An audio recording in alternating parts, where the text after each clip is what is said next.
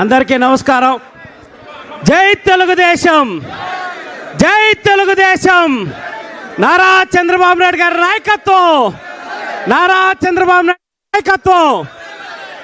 నేను 1/2 కిలోమీటర్ నడుచుకుంటూ వచ్చా. కారు లాగిపోతే 1/2 కిలోమీటర్ నడుచుకొని వచ్చా.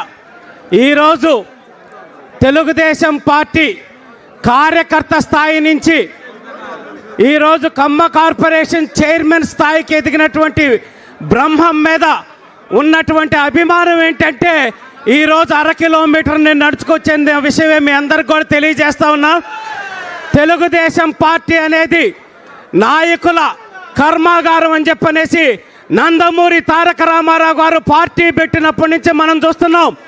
పక్క రాష్ట్ర ముఖ్యమంత్రులు కూడా తెలుగుదేశం పార్టీ కర్మాగారంలో అయిన వారైన మనందరికీ తెలుసు.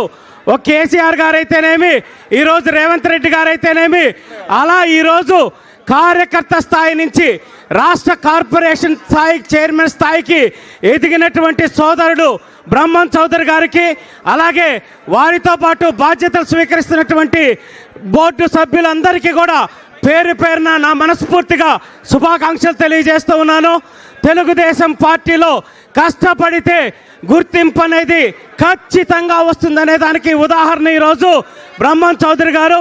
నా ముందు మాట్లాడినటువంటి సోదరుడు ఎంఎస్ రాజు గారు ఒక సామాన్య కార్యకర్తగా తెలుగుదేశం పార్టీలో జీవితం ప్రారంభించి ఈరోజు ఎమ్మెల్యేగా, టీటీడీ బోర్డు సభ్యుడిగా, జిల్లా పార్టీ అధ్యక్షుడిగా కూడా చంద్రబాబు నాయుడు గారు గుర్తించే అవకాశం ఇచ్చారంటే అన్ని కులాలకి, అన్ని మతాల వారికి తెలుగుదేశం పార్టీ కార్యకర్తగా కష్టపడిన ప్రతి ఒక్కరికి గుర్తింపించే పార్టీ నాయకుడు తెలుగుదేశం పార్టీ నారా చంద్రబాబు నాయుడు గారిని సవినయంగా తెలియజేసుకుంటూ ఈరోజు అశేషంగా తరలి వచ్చిన ఖమ్మ సోదరులు మనందరికీ కూడా మనస్ఫూర్తిగా ధన్యవాదాలు తెలియజేస్తా ఉన్నాం.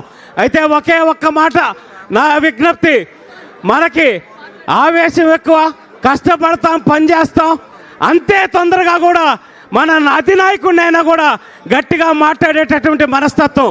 అయితే ఈరోజు రాష్ట్రం ఉన్న ఆర్థిక పరిస్థితులకి రాష్ట్ర ప్రజలు ఆయన మీద పెట్టుకున్న నమ్మకాన్ని నిలబెట్టుకోవడానికి 75 సంవత్సరాల వయసులో కూడా నవ యువకుల్లాగా 18 గంటలు కష్టపడుతున్న చంద్రబాబు నాయుడు గారిని కాపాడుకోవాల్సిన బాధ్యత, ఆయనకి అండగా ఉండాల్సిన బాధ్యత మనందరి మీద ఉందని కూడా మీ అందరికీ తెలియజేస్తూ ఉన్నాను. అలాగే అగ్నికి వాయువు తోడైనట్టు తండ్రిని మించిన తనయుళ్లాగా యువగలం పాదయాత్రతోటి ఈ రాష్ట్ర చరిత్రని, గతిని మార్చిన నాయకుడు నారా లోకేష్ గారు. ఎవరైతే విమర్శించారో వాళ్ళ చేతే ఔరా ఈయన నాయకుడు అని చెప్పనేసి అనిపించుకుంటూ ముందుకెళ్తున్న మన యువ నాయకుడు నారా లోకేష్ గారి స్ఫూర్తిని కూడా ముందుకు తీసుకెళ్లాల్సిన బాధ్యత ఇక్కడ అందరి మీద ఉంది.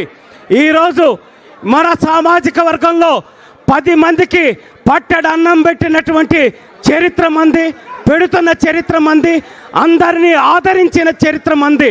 దాన్నే స్ఫూర్తిగా తీసుకొని ముందుకు వెళ్ళాలి తప్పిస్తే మనం ఒక మెట్టు తగ్గైనా సరే 10 మందిని కలుపుకొని ఈ రాష్ట్ర అభివృద్ధికి పాటుపడే విధంగా కృషి చేయాలని తెలియజేసుకుంటున్నాను.